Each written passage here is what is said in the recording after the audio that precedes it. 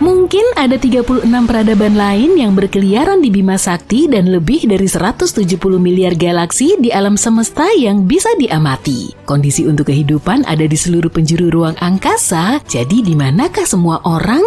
Fisikawan nuklir Enrico Fermi mengajukan pertanyaan yang sama persis dengan pertanyaan ini saat istirahat makan siang bersama rekan-rekannya pada tahun 1950 yang mengarah pada salah satu paradoks yang paling menggelisahkan di alam semesta.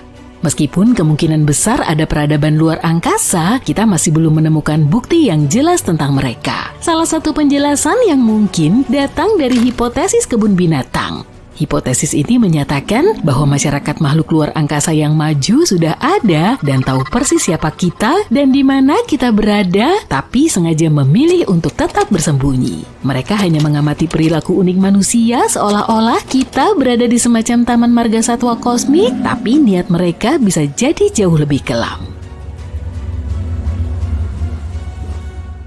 Jika kamu penggemar Star Trek, kamu mungkin ingat aturan utama bagi anggota Federasi. Petugas Starfleet tidak boleh menghubungi spesies yang belum maju untuk menghindari mengacaukan perkembangan mereka. Bahkan jika itu berarti mempertaruhkan nyawa mereka sendiri. Meskipun fiksi, aturan ini dengan sempurna menggambarkan apa yang dimaksud dengan hipotesis kebun binatang. Makhluk dari penjuru alam semesta melihat planet kita sebagai kebun binatang kosmik dengan palang satu arah. Mereka bisa melihat kita menyikat gigi di pagi hari atau mengajak anjing kita berjalan-jalan, tapi kita tidak bisa melihat mereka meski sekilas.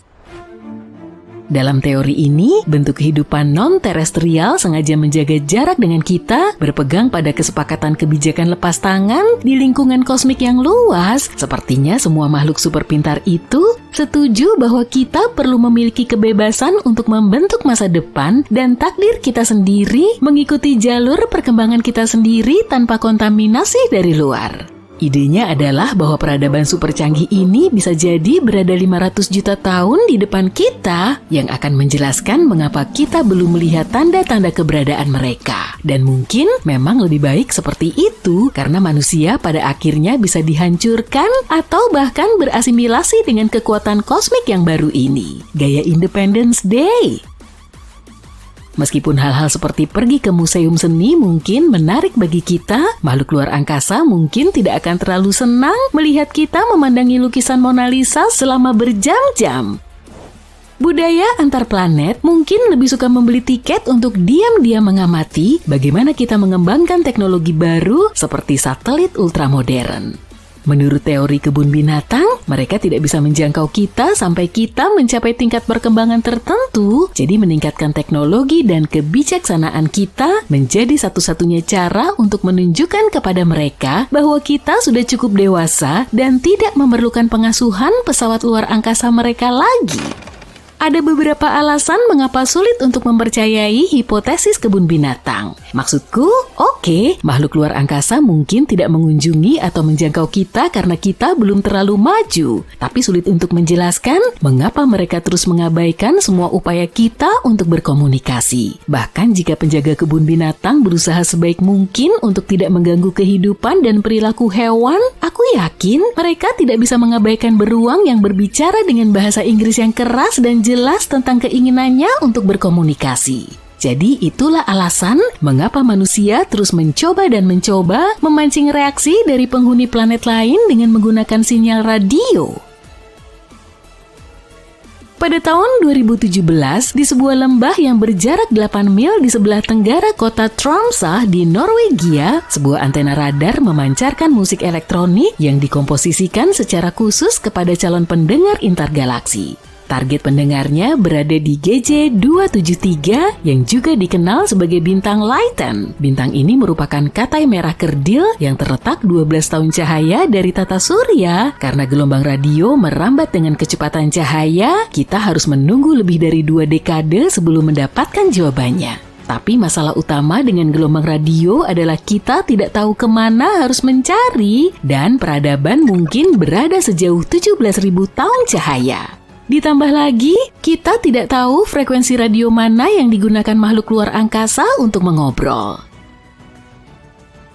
Di bumi kita menggunakan spektrum radio untuk mengirim sinyal ke alam semesta dengan asumsi bahwa apa yang berhasil bagi kita mungkin merupakan metode yang umum bagi peradaban lain. Tapi nyatanya cara ini dianggap sebagai teknik yang agak kuno bagi makhluk lain. Itulah mengapa proyek-proyek saat ini sedang mencari techno-signatures, yaitu tanda-tanda aktivitas teknologi dari makhluk luar angkasa seperti lampu kota, panel surya, bangunan raksasa, atau satelit buatan. Petunjuk potensial lainnya adalah mempelajari atmosfer planet yang mengorbit bintang-bintang di dekatnya, karena peradaban maju mungkin mengubah atmosfernya dengan gas-gas yang berbeda sehingga bisa dideteksi. Meskipun telah dilakukan pengamatan selama puluhan tahun, masih belum ada bukti pasti bahwa peradaban luar angkasa yang maju ada di luar sana, tapi bukan berarti tidak ada. Bahkan dengan memperluas bidang pencarian, peluangnya jauh lebih kecil daripada mendapatkan jackpot dengan peluang sekitar 1:3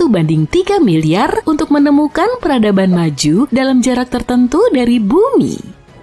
Mungkin makhluk luar angkasa menanggapi upaya komunikasi kita, tapi dengan cara yang tidak bisa kita pahami. Alam semesta sudah ada selama lebih dari 13 miliar tahun, sedangkan manusia baru muncul 200.000 tahun lalu, dan itu baru 0,01% dari usia alam semesta. Ibaratnya kita masih belajar berbicara, sementara makhluk super pintar lainnya mungkin mengirimkan pesan kepada kita yang tidak bisa diterjemahkan. Kita terus menunggu UFO raksasa mendarat di bumi dan IT hijau dengan mata besar keluar dari sana. Tapi kita lupa kalau tetangga kita di antar galaksi mungkin lebih tertarik membangun teknologi nano untuk mengawasi kita. Mereka mungkin juga sedang mencoba berkomunikasi menggunakan neutrino, yaitu partikel subatom dengan massa yang sangat kecil yang bisa dengan mudah melewati planet kita tanpa terdeteksi oleh perangkat teknologi yang ada saat ini. Hipotesis kebun binatang memiliki masalah lain, yaitu cukup sulit untuk percaya bahwa dengan semua peradaban yang seharusnya berkeliaran di alam semesta, mereka semua akan memutuskan untuk tidak menghubungi manusia. Agar hal ini bisa terjadi, harus ada struktur yang hebat dengan kecerdasan yang lebih tinggi, yang bekerja sebagai kepala alam semesta yang memberikan perintah langsung dan aturan yang jelas agar kita tetap terisolasi. Tapi kita berbicara tentang miliaran kemungkinan untuk hidup kan? Semakin banyak peradaban, berarti semakin banyak kemungkinan pelanggaran aturan tidak boleh kontak ini. Jadi kemungkinan besar, setidaknya ada satu planet independen yang sama putus asanya untuk menemukan kehidupan di alam semesta seperti kita. Beberapa ilmuwan juga sangat yakin kalau kehidupan yang lebih maju seperti itu sudah menjajah bumi dan planet-planet lain, kita pasti sudah mengetahuinya sekarang. Hipotesis kebun binatang memiliki dua variasi lain yang lebih menakutkan. Dalam hipotesis laboratorium, tidak ada yang menghubungi kita karena umat manusia sebenarnya sedang menjadi sasaran eksperimen dan bumi pada dasarnya adalah laboratorium sains raksasa. Makhluk dari dunia lain bisa jadi sedang menganalisis respon manusia terhadap berbagai tantangan untuk bertahan hidup seperti tsunami atau gempa bumi besar. Dalam kasus ini, kesepakatan tidak ada kontak antara semua kelompok ruang angkasa akan lebih masuk akal karena mengatasnamakan penelitian ilmiah demi kebaikan yang lebih besar, setidaknya bagi mereka. Hipotesis planetarium yang diusulkan pada tahun 2001 menyatakan bahwa kita hidup di alam semesta buatan dalam suatu realitas virtual yang dirancang untuk memberi kita ilusi bahwa alam semesta itu kosong. Padahal tidak, namun tidak ada generator yang bisa menguji hipotesis ini. Selain kebun binatang, laboratorium, dan teori planetarium, ada jawaban lain yang mungkin untuk paradoks Fermi. Tidak ada yang menghubungi kita karena manusia benar-benar sendirian di alam semesta. Hal ini dikenal sebagai hipotesis bumi langka, dan ini menekankan bahwa bumi menempati posisi yang sangat unik. Tidak ada planet lain yang bisa membawa kehidupan ke alam semesta yang bisa lebih dari sekedar bakteri. Kita mungkin menganggap diri kita cukup beruntung karena perubahan kecil pada salah satu parameter orbit bumi seperti jarak bumi ke matahari atau laju rotasi dapat membuat kondisi yang terlalu ekstrem bagi manusia atau kehidupan secara umum. Tapi sekali lagi, sulit untuk berpikir bahwa kita sendirian di alam semesta yang luas ini. Jadi kita kembali ke paradoks, di manakah semua orang? Jika teori multiverse benar, dunia kita bukanlah satu-satunya yang ada di luar sana. Menarik sekaligus menakutkan, bukan? Sekarang tidak semua ilmuwan setuju dengan konsep yang mencengangkan ini. Dan jujur saja, ide untuk benar-benar melakukan kontak dengan alam semesta paralel ini terdengar seperti memenangkan lotre saat mengendarai sepeda. Tapi tunggu dulu, karena konsep aneh ini tidak hanya terbatas pada dunia fisik saja. Percaya atau tidak, banyak teori ilmiah yang mendukung keberadaan alam semesta paralel. Dan biar ku beritahu ya, ini adalah topik yang menimbulkan perdebatan di kalangan ilmiah. Sekarang bayangkan ini, alam semesta tempat kita tinggal sangatlah luas. Kita berbicara tentang miliaran, bahkan ada yang mengatakan triliunan galaksi yang berputar-putar, masing-masing penuh dengan bintang yang hampir tak terhitung jumlahnya. Beberapa ahli yang mempelajari bentuk alam semesta berpendapat bahwa diameternya bisa mencapai 7 miliar tahun cahaya. Yang lain bahkan berpendapat bahwa diameternya mungkin tak terbatas. Mungkinkah ada yang lebih besar dari yang terlihat? Teori-teori ilmiah yang sesungguhnya sedang mengeksplorasi kemungkinan adanya alam semesta yang ada di samping, di luar, atau bahkan mencerminkan alam semesta lain. Konsep menarik tentang multiverse dan dunia paralel ini seringkali terjalin dengan ide-ide ilmiah lain yang lebih dikenal seperti Big Bang, teori Dawai, dan mekanika kuantum. Agar kita bisa mengetahui apa yang ada di luar sana, kita harus mengandalkan informasi yang kita yakini, bukan? Mari kita putar kembali jam kosmik sekitar 13,7 miliar tahun yang lalu. Segala sesuatu yang bisa kita lihat saat ini dimampatkan ke dalam sebuah singularitas yang sangat kecil. Kemudian, jika teori Big Bang bisa dipercaya, semua meledak dengan sangat dahsyat. Alam semesta mengembang dengan kecepatan yang lebih cepat daripada kecepatan cahaya, kemana-mana, dalam waktu kurang dari 1 detik. Cara alam semesta meledak telah membuat beberapa peneliti pintar merenungkan keberadaan lebih dari satu alam semesta. Mereka mempertanyakan apakah pemuaian yang terjadi secara tiba-tiba itu berakhir di semua tempat pada waktu yang sama. Meskipun pemuaian telah berhenti pada semua yang bisa kita lihat dari bumi 13,8 miliar tahun yang lalu, inflasi kosmik mungkin masih terus berlangsung di beberapa sudut misterius lainnya. Beberapa ahli fisika teoritis mengatakan bahwa ketika inflasi berakhir di satu tempat, sebuah balon alam semesta yang baru akan terbentuk. Namun, inilah masalahnya. Kamu tidak bisa begitu saja melompat dari satu gelembung ke gelembung lainnya seperti turis antar galaksi. Alam semesta gelembung ini mengembang tanpa batas, dan ujung-ujungnya menjauh dari kita lebih cepat daripada kecepatan cahaya. Dan disinilah segalanya menjadi semakin membingungkan. Katakanlah kita berhasil mencapai tepi balon lokal kita dan menemukan alam semesta berikutnya. Nah, para ahli fisika teoritis yang sama menyebutkan bahwa alam semesta tetangga bisa jadi merupakan permainan bola yang sama sekali berbeda. Alam semesta tetangga mungkin memiliki hukum fisika yang sama sekali berbeda, menjadikannya tempat yang aneh bagi kita. Mengikuti ide yang sama, ada juga yang mengatakan bahwa di alam semesta gelembung yang luas ini mungkin ada bentuk kehidupan lain seperti kita. Masalahnya, kita semakin jauh dari mereka setiap waktu dan jalan kita tidak akan pernah bertemu. Para peneliti super pintar lainnya di luar sana mencoba menghubungkan alam semesta paralel dengan mekanika kuantum. Mekanika kuantum pada dasarnya adalah matematika yang rumit di balik partikel-partikel yang sangat kecil. Menurut itu, partikel-partikel ini bisa berada dalam berbagai keadaan sekaligus. Mereka menyebutnya fungsi gelombang yang memiliki semua opsi gila. Tapi inilah masalahnya. Ketika kita mengamati partikel-partikel ini, kita hanya melihat satu hasil.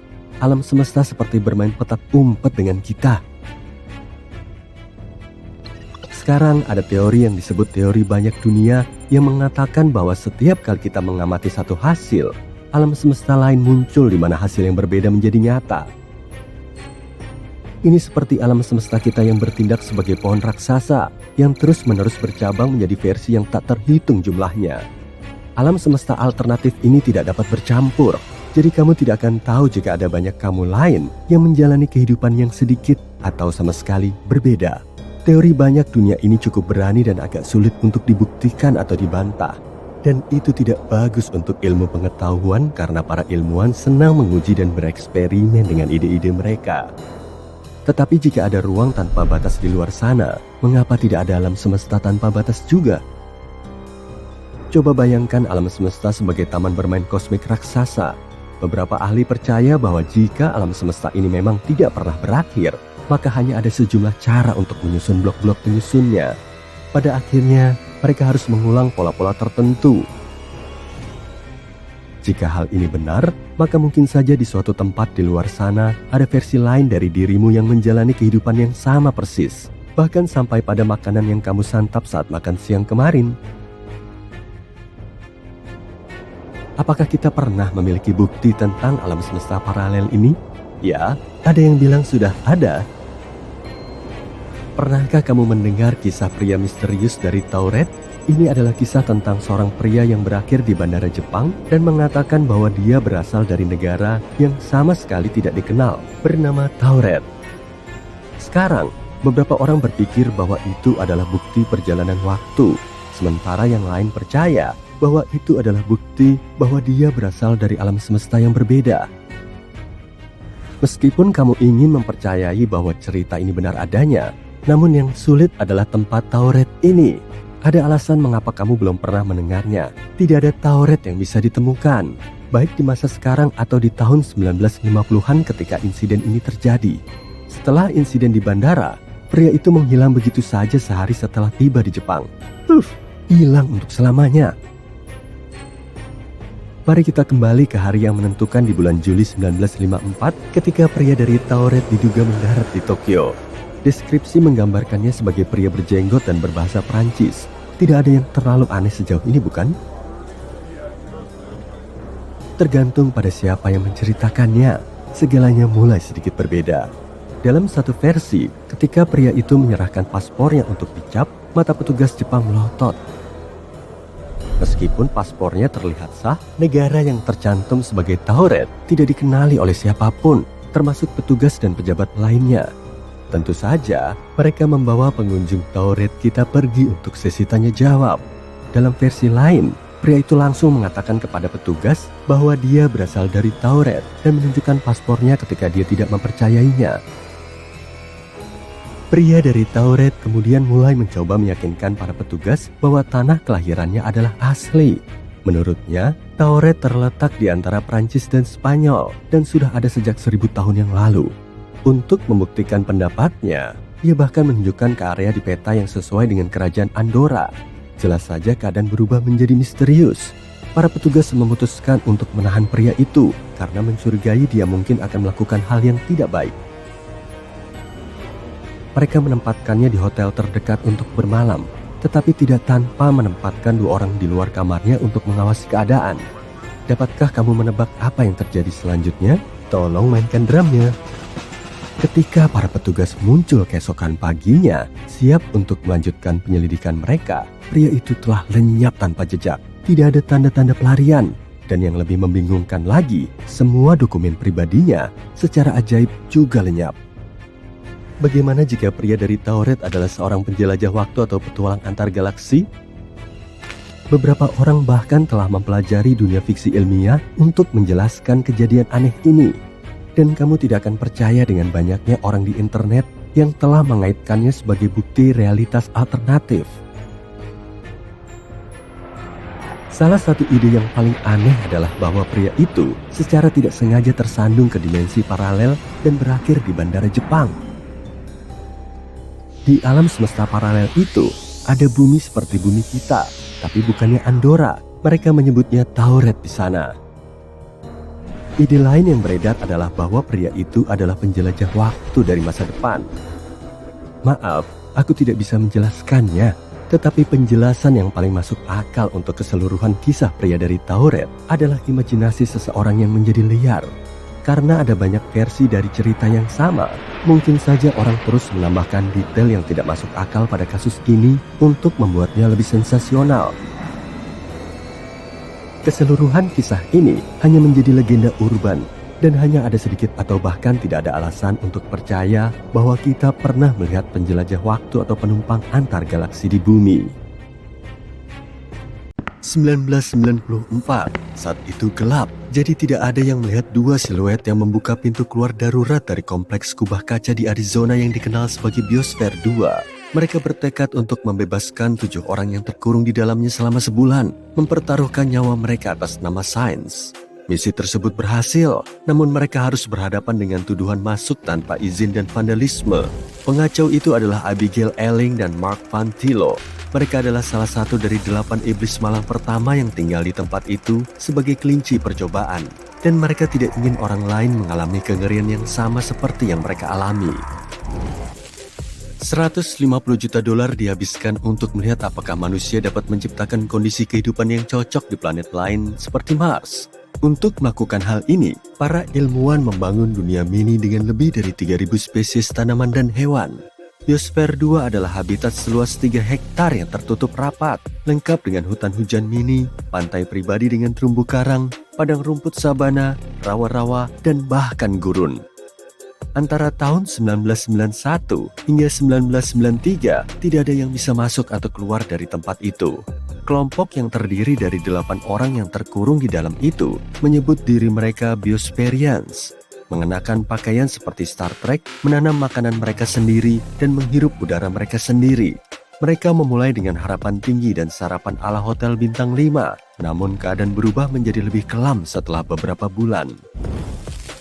Seluruh tim kelaparan dan berubah menjadi oranye. Di Biosphere 1, yang merupakan bumi yang sebenarnya, kamu dapat memesan pizza dalam 2 menit. Tapi di dalam Biosphere 2, mereka membutuhkan waktu 4 bulan untuk membuat margarita. Mereka harus memanen gandum untuk adonan dan memerah susu kambing untuk keju. Tujuannya adalah untuk benar-benar mandiri, dan mereka menjadi bagian dari atmosfer secara harfiah. Ketika mereka mengembuskan napas, CO2 memberi makan ubi jalar yang mereka tanam. Dan ubi jalar itu menjadi bagian dari mereka karena mereka pada dasarnya memakan karbon yang sama berulang kali. Mereka makan ubi jalar begitu banyak sehingga kulit mereka berubah menjadi oranye karena kelebihan beta-karoten. Situasi yang tampak lucu pada saat itu menyoroti masalah besar. Hasil panen di Biosphere 2 sangat mengecewakan dan para kru kelaparan. Mereka menjadi gila karena kelaparan dan saat-saat kemarahan yang tiba-tiba membuat mereka melakukan hal-hal yang patut disesali, seperti mencuri pisang dari gudang bawah tanah. Pada suatu saat, lemari pendingin harus dikunci. Selama 6 bulan pertama, masing-masing dari mereka kehilangan berat badan antara 8 hingga 26 kg. Setiap hari seseorang bertugas menimbang makanan segar untuk juru masak, mencatat informasi tentang nutrisi ke dalam komputer untuk memastikan para kru mencapai target kalori, protein, dan lemak yang direkomendasikan. Awalnya, makanan disajikan secara prasmanan, namun ketika para kru semakin lapar, para juru masak mulai membagi makanan mereka dengan cermat ke dalam porsi yang sama. Makanan mereka kebanyakan ubi jalar, wortel, buah-buahan, dan sesekali daging pada hari Minggu. Diharapkan dapat membuat mereka tetap bertahan selama 80 jam kerja per minggu yang melelahkan dengan kerja fisik yang berat. Para Biosperian meninggalkan setiap waktu makan dalam keadaan lapar. Dan mereka terus bermimpi tentang hamburger McDonald's, sushi, Snickers bar, dan kue keju. Udara di sana hampir habis. Seluruh tempat itu benar-benar tertutup rapat dengan kaca dan baja di bagian atas dan lantai baja yang kokoh di bawahnya. Para manajer memastikan untuk memeriksa semua yang masuk agar menghindari bahan sintetis yang mengeluarkan gas berbahaya. Ruang tamu dilengkapi dengan wall dan kayu, dan mereka tidak bisa menggunakan deodoran kimia atau meniup lilin ulang tahun. Biosperians mengandalkan makanan yang mereka tanam dan hutan hujan mini mereka untuk menghasilkan oksigen yang cukup untuk bertahan hidup. Namun, mereka kehilangan oksigen dengan sangat cepat, tenggelam dalam emisi karbon dioksida mereka sendiri, dan yang terburuk, mereka tidak tahu mengapa. Dengan 9 bulan percobaan yang tersisa, kadar oksigen telah turun dari 21% menjadi sekitar 15%, yang terasa seperti tinggal di puncak gunung Fuji. Mereka merasa tidak enak, pada dasarnya menyeret diri mereka sendiri di sekitar biosfer. Mereka bahkan tidak bisa menyelesaikan sebuah kalimat tanpa berhenti untuk mengambil napas. Kemudian sleep apnea mulai menyerang, dan beberapa dari mereka terbangun dengan terengah-engah. Untuk menurunkan tingkat karbon di dalam biosfer 2, mereka mencoba beberapa langkah putus asa, seperti menanam tanaman seperti orang gila, mengurangi penyiraman tanah sebanyak mungkin, dan bahkan berhenti mengolah tanah. Tidak ada yang berhasil, jadi semua orang setuju bahwa mereka telah mencapai titik terendah dan meminta bantuan. Truk berpendingin datang untuk memompa oksigen murni ke biosfer 2. Begitu gas mulai mengalir, mereka tertawa terbahak-bahak dan mulai berlarian. Ekosistem menjadi sangat berantakan. Burung kolibri dan lebah madu lenyap setelah beberapa bulan, sehingga tanaman tidak lagi mengalami penyerbukan. Cacing dan tungau menyerang tanaman, dan kecoa mengambil alih. 4 spesies kecoa dibawa masuk untuk mendaur ulang bahan organik, tetapi kecoa rumah tangga biasalah adalah penyintas sesungguhnya. Kecoa-kecoa itu entah bagaimana menyelinap masuk dan berkembang biak menjadi ancaman serius bagi tanaman. Pada malam hari, dapur dibanjiri kecoa segera setelah lampu padam. Untuk mengatasi serangan kecoa, kelompok ini mengolesi cangkir kopi dengan pelumas dan menaruh potongan pepaya di dalamnya sebagai umpan. Kecoa-kecoa akan memanjat ke dalam, tetapi mereka tidak bisa memanjat sisi-sisi yang licin untuk melarikan diri. Lapar, kekurangan oksigen, berurusan dengan serangga-serangga, itu sudah cukup untuk membuat siapapun menjadi gila. Perdebatan sengit menyebabkan gelas dilempar dan orang diludahi. Akhirnya seluruh kelompok terpecah menjadi 2. Mereka berhenti berbicara dan bisa berjalan saling berpapasan di lorong-lorong tanpa melakukan kontak mata. Separuh dari mereka menginginkan lebih banyak makanan dan oksigen untuk melanjutkan penelitian dengan bermartabat. Sementara separuh lainnya percaya bahwa mereka bisa bertahan hidup tanpa bantuan dari luar, tidak peduli berapapun biayanya. Sebenarnya, ruang yang disegel itu telah dibobol jauh sebelum semua itu terjadi. Hanya 2 minggu setelah mereka masuk ke dalam, seorang biospherian bernama Jane Pointer memotong ujung jarinya dalam sebuah kecelakaan saat memasak nasi. Dr. Missy mencoba menjahit ujung jarinya kembali tapi tidak berhasil, dan jarinya menghitam dalam beberapa hari. Dia pergi ke rumah sakit di luar untuk menjalani operasi dan beberapa jam kemudian, dia menyelinap kembali ke dalam, membawa tas ransel yang penuh dengan persediaan seperti komponen komputer dan film berwarna. Para wartawan baru mengetahui pengiriman diam-diam itu berbulan-bulan kemudian, dan karena itu, banyak orang yang mempertanyakan kredibilitas seluruh eksperimen tersebut. Media memperlakukan eksperimen ini seperti reality show, dengan menyebutnya sebagai hiburan ekologis yang trendy.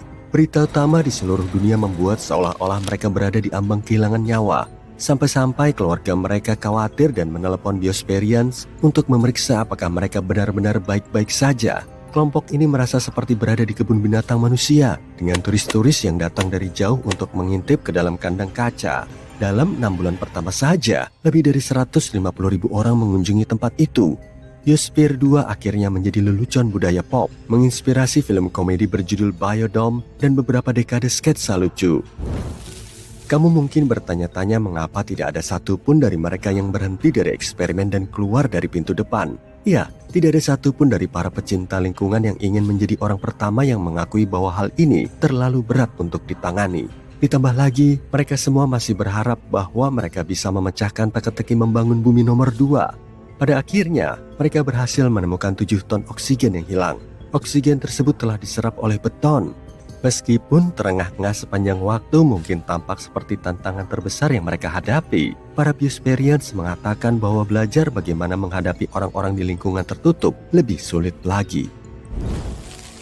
Sepertinya percobaan itu gagal besar, tetapi kelompok itu belajar banyak pelajaran berharga. Mereka membuktikan bahwa ekosistem tertutup dapat bekerja selama bertahun-tahun.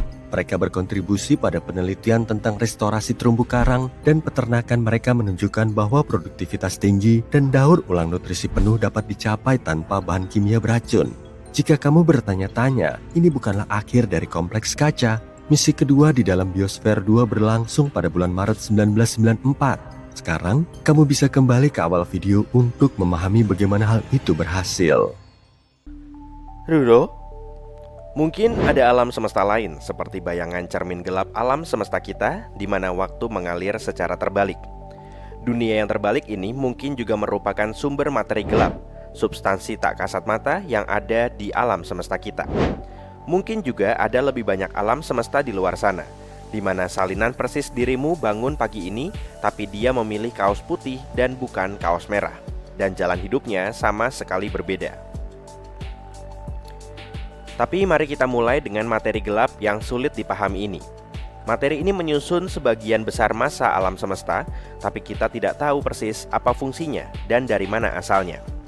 Hal ini karena materi gelap tidak seperti materi biasa. Kita tidak bisa melihatnya atau merasakannya. Kita hanya tahu bahwa materi gelap ada karena materi gelap membelokkan gravitasi. Meskipun materi biasa dan materi gelap sangat berbeda, keduanya tampak seimbang. Beberapa ilmuwan bahkan berpikir bahwa hal ini pasti ada hubungannya. Sebuah teori baru menunjukkan bahwa untuk setiap cara materi biasa bergerak, ada versi cerminnya di dunia materi gelap, seperti jembatan yang menghubungkan dua dunia. Ada suatu kebetulan yang aneh dalam materi biasa di mana neutron dan proton memiliki berat yang hampir sama.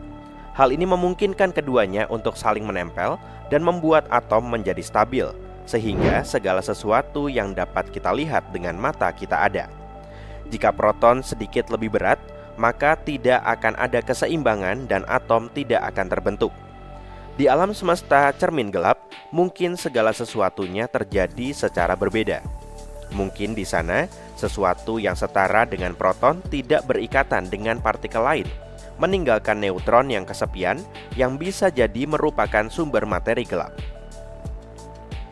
Teori ini juga menunjukkan bahwa materi gelap mungkin memiliki kimia tersendiri, seperti atom gelap dan tabel periodik gelap.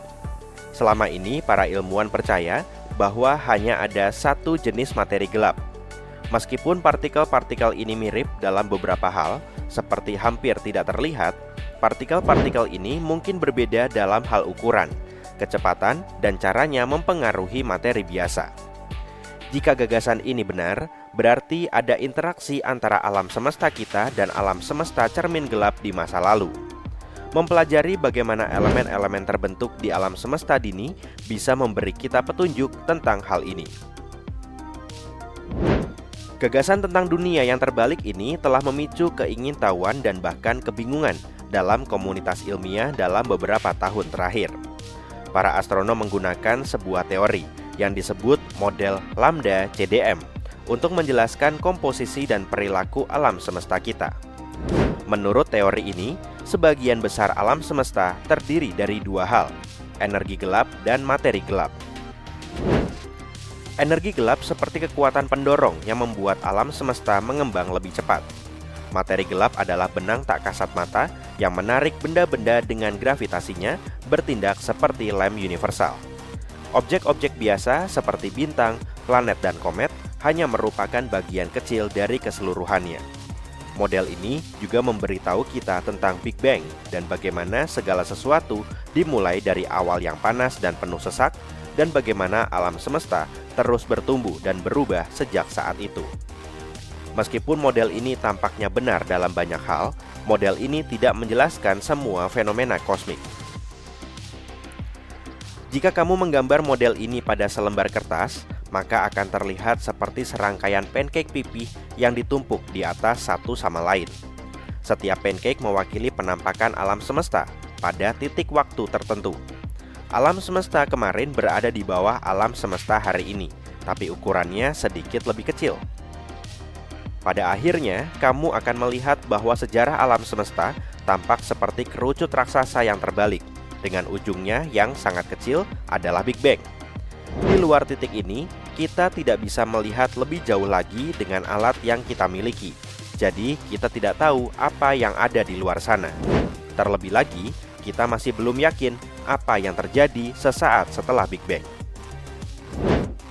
Namun, jika kita menerapkan matematika, alam semesta mungkin akan melampaui titik kritis historis ini.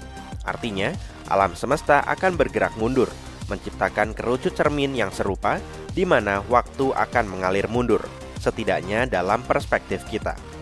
Gagasan alternatif ini tidak hanya menantang pemahaman kita tentang asal-usul kosmik, tapi juga menimbulkan pertanyaan tentang prinsip-prinsip fundamental dalam fisika. Semua kehebohan tentang alam semesta cermin juga datang dari ANITA, instrumen ilmiah yang ditempatkan di Antartika, dan penemuan-penemuannya. Alat ini melihat partikel-partikel berenergi tinggi yang tampaknya menguar dari bawah es Antartika. Masalahnya, partikel-partikel ini tidak berperilaku seperti yang dikehendaki hukum fisika. Para ilmuwan menduga bahwa itu adalah sejenis sinar kosmik. Sinar-sinar ini bergerak dari luar angkasa, melewati bumi dan kembali lagi. Namun, partikel yang sudah kita ketahui seharusnya tidak berperilaku seperti itu. Itu karena partikel-partikel berenergi lebih tinggi biasanya bertabrakan dengan sesuatu di dalam bumi dan tidak keluar dari sisi lain, seperti yang dilakukan partikel-partikel ini. Partikel-partikel itu tampak bergerak maju dan mundur. Untuk saat ini, belum ada bukti konkret tentang alam semesta cermin. Partikel-partikel ini bisa jadi merupakan partikel yang belum pernah kita temukan sebelumnya, dan para ilmuwan perlu mempelajarinya dengan seksama untuk mendapatkan jawaban pasti kenapa ia berperilaku seperti itu, seperti anak berusia 4 tahun. Tapi bagaimana jika tidak hanya ada satu alam semesta, melainkan ada banyak alam semesta? Konsep multi semesta ini berasal dari gagasan seperti teori inflasi, yang mengatakan bahwa dunia kita mengalami perluasan yang sangat cepat pada tahap awalnya. Meskipun inflasi telah berhenti di lingkungan kita miliaran tahun yang lalu, kemungkinan besar inflasi berlanjut di wilayah lain di alam semesta, menciptakan alam semesta yang berbeda dengan hukum fisika dan karakteristiknya yang unik.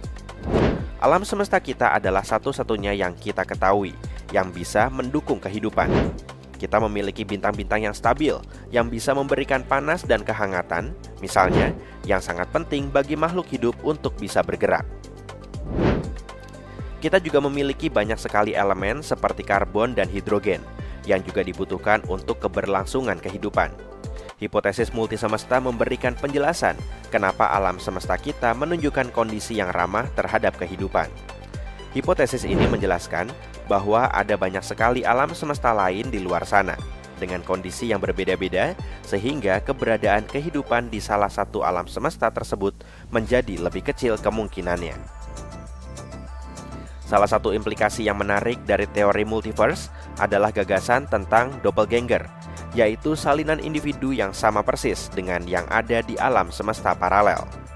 Gagasan ini menunjukkan bahwa di dalam bentangan multiverse yang luas, mungkin ada skenario yang tak terbatas, di mana versi identik dari diri kita sendiri mengalami peristiwa serupa pada saat yang sama. Sebelum kita memulai perjalanan ke alam semesta yang berbeda, kita mungkin masih perlu memahami alam semesta kita sendiri. Misalnya, ada galaksi yang berada jauh dari kita yang mungkin tidak memiliki materi gelap sama sekali. Jaraknya sekitar 250 juta tahun cahaya dan sekilas terlihat normal. Tapi, jika kita mengamati lebih dekat, kita tidak bisa menemukan materi gelap. Jika ternyata ada lebih banyak galaksi seperti ini, maka hal ini bisa mengubah pemikiran kita tentang bagaimana galaksi terbentuk. Materi gelap biasanya dianggap penting dalam proses ini, bertindak seperti lem yang menyatukan semuanya. Namun, memang benar bahwa galaksi aneh ini lebih redup dan memiliki lebih sedikit bintang daripada biasanya. Ketika pertama kali ditemukan pada tahun 2019, para ilmuwan mengira galaksi ini tidak memiliki materi gelap karena kecepatan perputarannya. Kecepatan putaran sebuah galaksi memberitahu kita berapa banyak materi yang ada di dalamnya. Dengan membandingkan kecepatan ini dengan kecepatan yang bisa kita lihat, para astronom bisa mengetahui seberapa banyak materi tambahan, seperti materi gelap yang seharusnya ada di sana. Dan di galaksi yang unik ini, hasil perhitungan menunjukkan tidak ada. Di antara semua teori ini, ada juga teori yang mengatakan bahwa materi gelap mungkin tidak nyata sama sekali. Studi baru ini mengusulkan bahwa mungkin kita telah mencari sesuatu yang sebenarnya tidak ada. Mereka berpendapat bahwa pemahaman kita tentang gravitasi mungkin tidak cukup baik untuk menjelaskan kenapa beberapa galaksi berperilaku aneh. Jadi, alih-alih materi gelap yang menyebabkan perilaku aneh ini, mereka mengatakan bahwa mungkin saja kita tidak sepenuhnya memahami cara kerja materi biasa. Mereka mendasarkan temuan ini pada teori yang disebut dinamika Newton yang dimodifikasi. Teori ini menyatakan bahwa gravitasi berperilaku berbeda pada jarak yang sangat jauh atau kecepatan yang sangat rendah. Bayangkan jika di suatu tempat, triliunan tahun cahaya jauhnya dari dunia kita, ada versi lain dari dirimu yang sedang menonton video ini sekarang. Tidak segila kedengarannya kok. Teori multiverse sedang populer saat ini, mulai dari film Marvel, Spider-Verse, hingga film terkenal baru-baru ini, Everything Everywhere All at Once. Tapi ini bukan hanya konsep fiksi ilmiah yang liar. Para fisikawan telah membicarakan teori ini selama beberapa dekade. Mari kita lihat apa yang mereka katakan. Apakah dunia paralel itu ada? Jika ya, semoga saja ini adalah kenyataan yang membuatmu mengklik tombol subscribe sebelum melihat videonya. Semuanya berawal dari Big Bang. Sebelum Big Bang, alam semesta dengan segala sesuatu yang kita kenal berdesakan di sebuah titik yang luar biasa kecil, sangat panas dan sangat padat. Alam semesta kita akan meledak. Dan kemudian, boom! Peristiwa paling kolosal yang bisa kamu bayangkan terjadi. Dalam sekejap titik kecil ini mengembang dengan kecepatan yang tak terlukiskan. Inilah awal dari segalanya. Waktu, ruang, dan semua galaksi yang mengelilingi kita. Kemudian seperti balon yang sangat panas, alam semesta mulai meregang ke segala arah. Kedengarannya logis, tapi yang membuat penasaran adalah bahwa masa inflasi ini berlangsung dalam waktu yang sangat singkat. Dalam waktu kurang dari sekejap mata, alam semesta seperti menekan tombol fast forward dan kemudian mulai melambat seiring berjalannya waktu. Setelah fase cepat ini, alam semesta terus bertumbuh, tapi dengan kecepatan yang normal.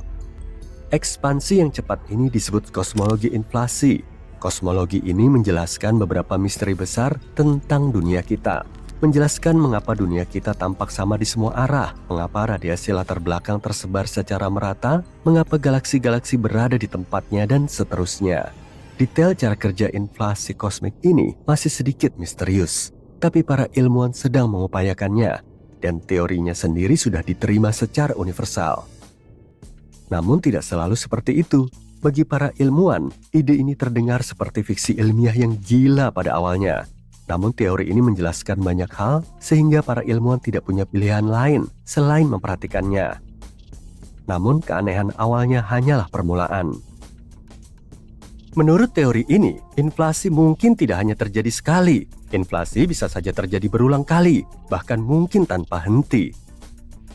Bayangkan alam semesta sebagai siklus yang tidak pernah berakhir, dengan setiap ledakan inflasi menciptakan gelembung alam semesta sendiri. Dan yang paling penting adalah bahwa alam semesta gelembung ini mungkin tidak punya aturan yang sama. Beberapa di antaranya mungkin benar-benar aneh, di mana hukum fisika menjadi gila dengan cara yang tidak bisa kita pahami. Artinya mungkin saja ada banyak sekali konstelasi gelembung alam semesta di luar sana, namun kita tidak bisa melihat gelembung-gelembung lain secara langsung. Gelembung-gelembung itu berada di luar jangkauan pandangan kita. Disitulah teori multi semesta berperan. Orang-orang telah membicarakan gagasan tentang banyak alam semesta sejak lama, seperti pada zaman Yunani kuno. Pada tahun 90-an, orang-orang menjadi sangat tertarik dengan ide ini, dan konsep ini mulai muncul di buku-buku dan film.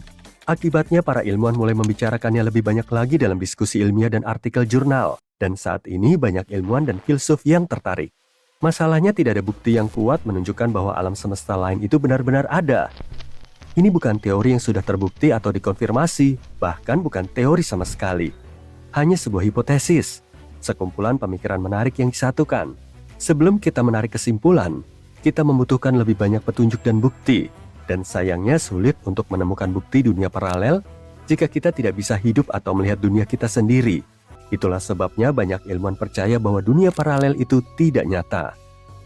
Tapi tidak semua orang setuju dengan hal itu. Meskipun para kritikus mengatakan bahwa kita tidak dapat mengamati multiverse, dan oleh karena itu tidak dapat mengujinya, beberapa fisikawan menyarankan pendekatan yang berbeda. Alih-alih mencoba menemukan dunia paralel ini, kita bisa mencoba melihat dunia kita dan sejarahnya. Sekitar tahun 2010-an, para peneliti mengamati data dari alat antariksa yang disebut Wilkinson Microwave Anisotropy Probe. Panjangnya namanya. Mereka mengira bahwa mereka menemukan tanda-tanda yang menunjukkan bahwa alam semesta kita mungkin pernah bersentuhan dengan alam semesta lain di masa lalu, semacam tabrakan. Tapi ilmuwan lain menggunakan satelit yang lebih canggih lagi, yang memiliki resolusi 3 kali lebih baik, mengamati data dengan lebih teliti, dan tidak menemukan bukti kuat adanya tabrakan alam semesta. Ditambah lagi, tidak ada bukti kalau alam semesta lain menarik alam semesta kita dengan gravitasinya. Namun, sebuah penemuan menarik terjadi pada tahun 2015. Seorang ilmuwan memeriksa radiasi yang tersisa dari Big Bang. Dia mengaku melihat sesuatu yang sangat terang, 4.500 kali lebih terang dari yang diperkirakan. Setidaknya berdasarkan materi seperti proton dan elektron yang menurut para ilmuwan ada di alam semesta awal. Jadi dia dan beberapa ilmuwan lain menduga bahwa ini mungkin bukti pertama bahwa alam semesta kita menabrak alam semesta lain.